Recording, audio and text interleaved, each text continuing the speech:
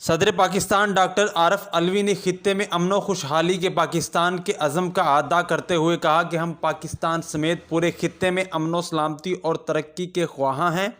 جنوبی ایشیا کی قیادت تعصب اور مذہبی انتہا پسندی کی سیاست ترک کرے، ہماری امن کی خواہش کو کمزوری نہ سمجھا جائے۔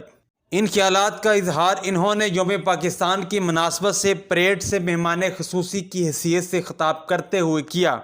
صدر مملکت نے کہا کہ پوری قوم بشمول افواج پاکستان کو یوم پاکستان کی مبارک ہو۔ پریڈ میں شرکت کرنے والے دوست ممالک اور ہوا بازوں کا شکر گزار ہوں۔ یہ اس بات کی دلیل ہے کہ پاکستان کی ترقی اور خوشحالی کے لیے دوست ممالک ہمارے ساتھ ہیں۔ پاکستان آپ سب کو اور پوری قوم کو مبارک ہو۔ آج کے دن ہمیشہ کی طرح عظیم الشان پریڈ کے انعقاد پر پوری قوم، افواج پاکستان اور بالخصوص پریڈ میں شامل بری، بحری، فضائی افواج اور ان کے شانہ بشانہ کھڑے نیم فوجی، سول اور رضاکار دوستوں کو میں مبارکباد پیش کرتا ہوں۔